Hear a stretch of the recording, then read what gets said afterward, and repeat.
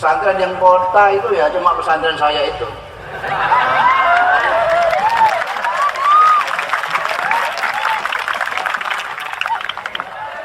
Mulai orang santri ini. Karena di desa jadi tidak di pusat informasi. Apalagi secara politis sing nguasani Indonesia iki wong kutha-kutha. Jadi jasa-jasane wong desa barang wis ora ana sing ngetokke kaon. Malah Kaporo didelikno. Lah ini kebetulan betul dengan tokoh-tokoh pesantren, kiai-kiai seperti Hadratus Syekh Hasyim Asy'ari, CS yang mencetuskan revolusi jihad, itu orang-orang yang memang tidak ingin menonjolkan jasa. Sehingga kalau tidak ditonjolkan malah kebenaran. Itu dengan orang sekarang. Ini yang musul-musul hari santri bareng kan orang sekarang. Kiai ya kiai sekarang. Kalau kiai dulu malah Kapolon delikno jasane. Nek diketok-ketokno ndak ganjaran itu. Jadi tidak pernah ada kiai-kiai kuno kok nuntut. Kita pernah berjuang dulu di sini Mbah Bedawi memimpin rapat ketika Belanda turun di Sayung. Siapa yang mau menyelidiki ke Sayung? Itu kiai-kiai semua. Mbah Bedawi yang menjadi komandannya. Mbah Bedawi langsung. Terus diutuslah oleh beliau Mbah Toha sama Kiai Bisri. Kiai Bisri itu perlu diketahui itu ayah saya. Jadi cerita ini otentik dari ayah saya. Jadi ayah saya diperintahkan oleh Mbah Bedawi dalam rapat kiai-kiai Rembang seluruhnya untuk ke Sayung. Telik Sandi atau melihat apa betul Londo mudun di Sayung. Yang diutus itu ayah saya Kiai Bisri sama Mbah Toha. Mbah Toha itu terkenal juwaduk, ngumpuli taat pribadi.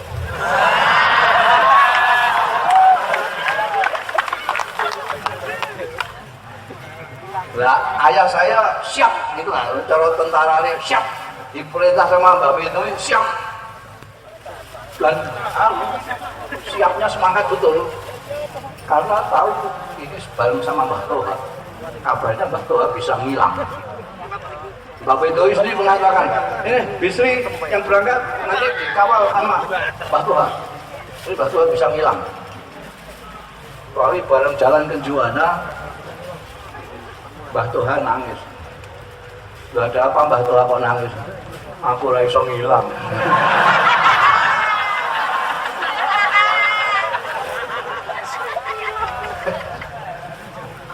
Jadi dulu itu jasa itu tidak dibukukan dalam sejarah, itu tidak masalah kalau kayak dulu sekarang ini. Tapi Anda sekarang yang menjadi santri tidak usah mengungkit-ungkit jasa itu. Yang penting bahwa resolusi jihad dan fatwa jihad dari Hadratus Syekh Hasyim Asy'ari itu merupakan pengejawentahan dari bagaimana santri itu melihat Indonesia ini. Saya sering mengatakan bahwa santri itu adalah orang Indonesia yang beragama Islam. Saya ulangi lagi, santri itu adalah orang Indonesia yang beragama Islam, bukan orang Islam yang kebetulan di Indonesia.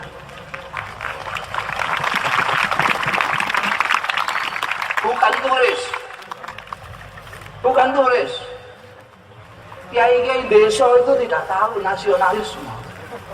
Kalau Gus Dur Cakun ngerti nasionalisme itu, karena dia bersinggungan dengan bangsa kebudayaan barat segala macam. Kalau kiai-kiai desa tidak tahu. Kenapa mempertahankan Indonesia? Bukan karena nasionalisme, karena pikiran sederhana bahwa Indonesia ini rumahku.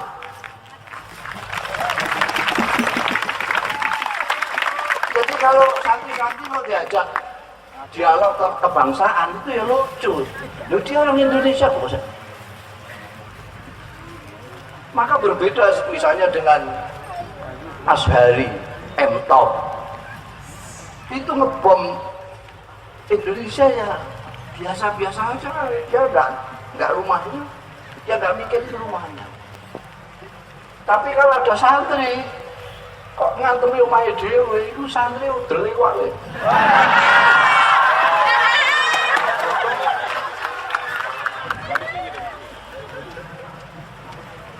Jadi kita ini tidak usah mungkin jasa. Mbah Hasyim Asy'ari tidak pernah ditulis jasanya oleh orang sejarawan kita. Meskipun ada penulis wartawan dari Arab namanya Muhammad Asad Shihab.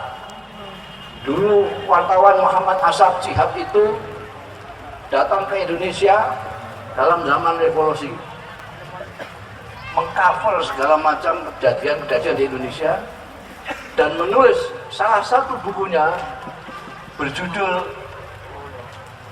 Al-Allamah Muhammad Hasyim Asy'ari Wadi'u Labinati Istiqlali Indonesia. Ini saya menemukan buku ini cetakan Kuwait.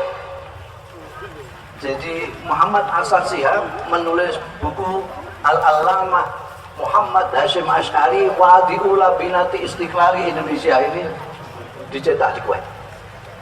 Kalau diterjemahkan letterlek harfiatan itu Al-Allamah Muhammad Hasyim Asy'ari Wadi'u Labinati Istiqlali Indonesia itu Maha Kiai Muhammad Hasyim Asy'ari, peletak batu pertama kemerdekaan Indonesia.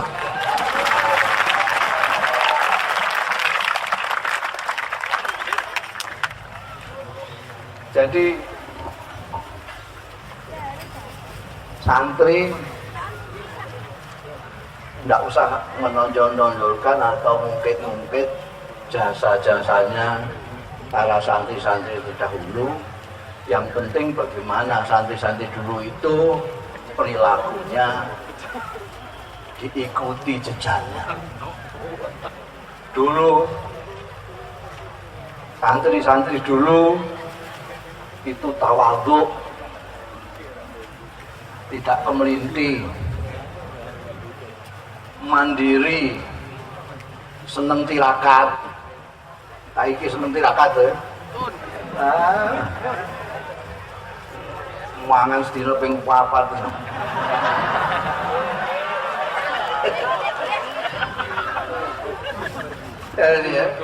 Dan tidak pernah berhenti belajar. Baik sekarang sampai di pondok atau tidak di pondok, kalau sampean itu mempunyai sifat tawadhu, menghormati orang tua, menghormati guru, menghormati kiai, dan tidak berhenti belajar, sampean santri. Jangan pernah berhenti belajar. Berhenti mondok boleh, berhenti sekolah boleh, tapi tidak boleh berhenti belajar.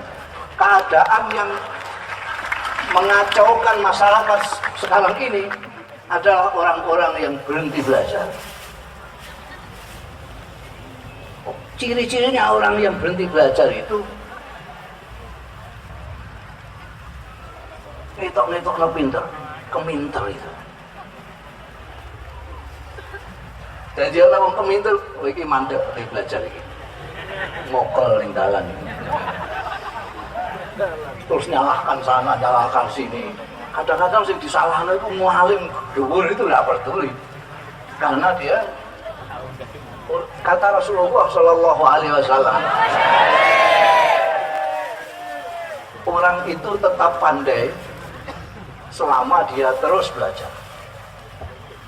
Begitu dia berhenti belajar karena merasa pandai, mulailah dia bodoh. Begitu dia bodoh, dia akan mengacaukan masyarakat. Kamu terjadi itu. Jadi sampean jangan merasa pemenang lagian lulus sanawiyah ngono. Teta apa teta. Bolak-balik apa dalilnya apa saja. Sahih apa enggak? Walah, potonganmu. Sik jaluk dalil. Oh iya. Oh ini surat ini, ayat ini nomor sekian.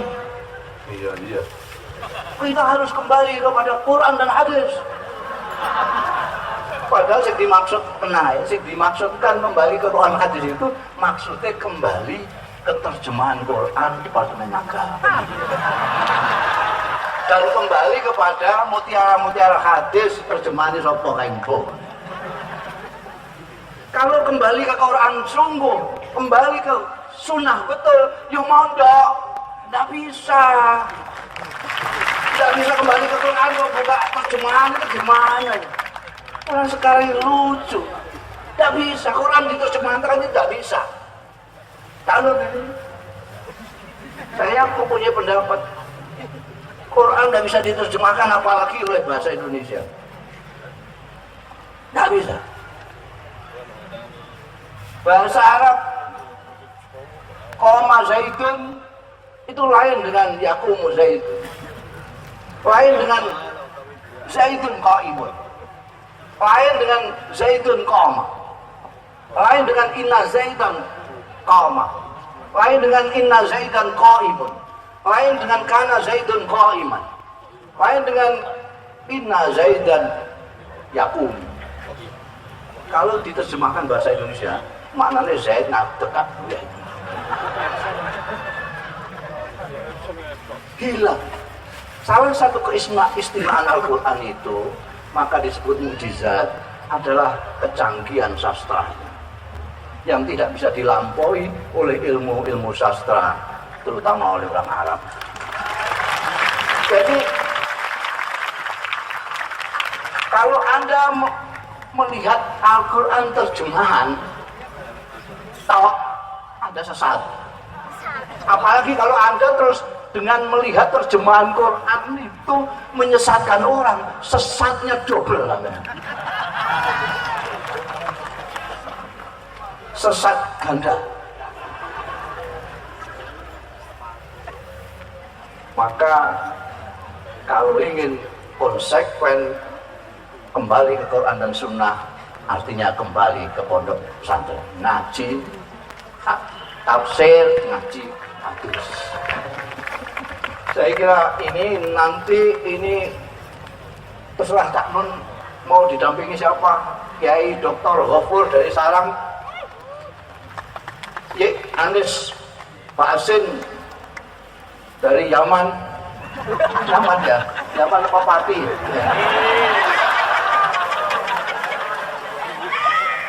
Ada Kiai dari Jogja, Kiai Muzammil, nanti semua di sini. Pokoknya sampai subuh, kuat atau enggak? Kalau enggak kuat tidur di sini. Saya hanya membuka, karena kalau saya ngikuti Cak Nun dan sapi turutnya itu bisa kelengar saya. Saya itu cuma citranya saja masih muda.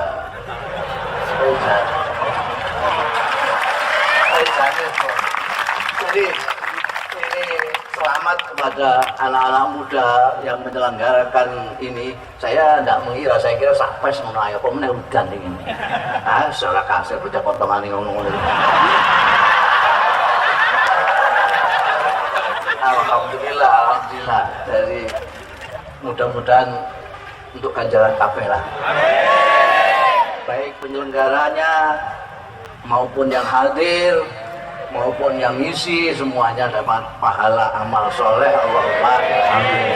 Demikian, terima kasih sekali lagi. Selamat Hari Santri. Wallahu yuwaffiquna ila ma fi khairul Islam wal muslimin wa khairu Indonesia wa Indonesiin. wa astaghfirullahaladzim li wa lakum wal afu minkum. Wassalamualaikum warahmatullahi wabarakatuh.